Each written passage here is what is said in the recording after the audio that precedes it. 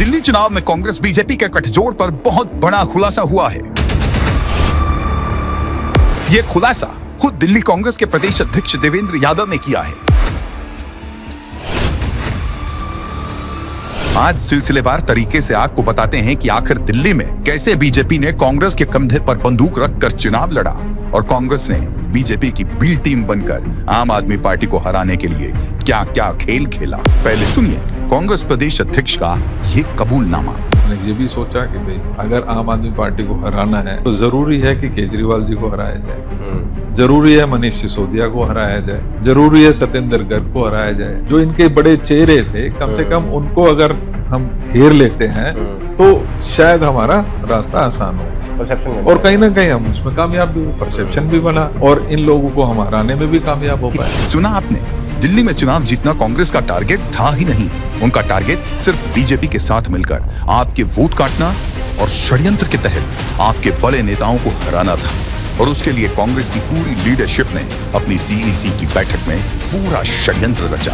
तो इस बात पे किसने राजी किया कि हाँ हमें अरविंद केजरीवाल को हराना है भले ही बीजेपी जीत जाए? तो इस बात पे किसने राजी किया कि हाँ हमें अरविंद केजरीवाल को हराना है भले ही बीजेपी जीत जाए? फाइनली जब हम सीईसी की मीटिंग में बैठे थे तब ये बात हमने तय की, तब हमने हमारे में से कुछ लोगों ने ये चर्चा भी की। उस समय ये क्लियर तय हुआ कि भाई we need to go all out and that is when खड़गे ji took an initiative, Rahul ji took an initiative and decide कि नहीं बिल्कुल ठीक है, let us go all out, let us go all out.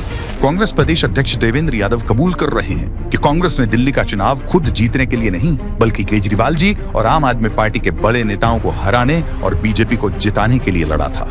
और इस बात का खुलासा खुद अरविंद केजरीवाल ने चुनाव से पहले ही कर दिया था।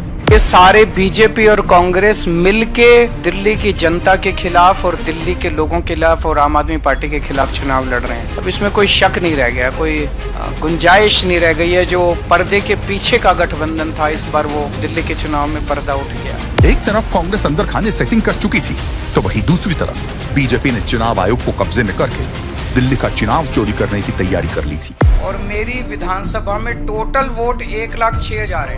1,06,000 में से लगभग 5% वोट ये डिलीट करवा रहे हैं, 7.5% वोट ये ऐड करवा रहे हैं। तो चुनाव कराने का जरूरत ही क्या है? चुनाव बचा क्या उसके बाद? चुनाव तो कुछ नहीं बचा। 12% वोट अगर इधर के उधर कर देंगे तो फिर तो चुनाव कुछ बचा ही नहीं। खेल हो रहा है इस देश के अंदर चुनाव के नाम पे। और इस तरह साम दाम दंड भेद से बीजेपी ने दिल्ली का चुनाव चोरी किया और इस षड्यंत्र में कांग्रेस ने बीजेपी की बी टीम बनकर पूरी शिद्दत से बीजेपी का साथ दिया। कांग्रेस की इसी वफादारी का इनाम बीजेपी कांग्रेस को दे रही है और सिर्फ इसीलिए नेशनल हेराल्ड जैसे ओपन एंड शट केस में कांग्रेस के किसी भी नेता की गिरफ्तारी आज तक नहीं हुई। साफ है कांग्रेस और बीजेपी दोनों का पर्दे के पीछे गठबंधन है। सिर्फ जनता को बरगलाने के लिए ये एक दूसरे को गालियां देते हैं और पीठ पीछे गलबहियां करते हैं।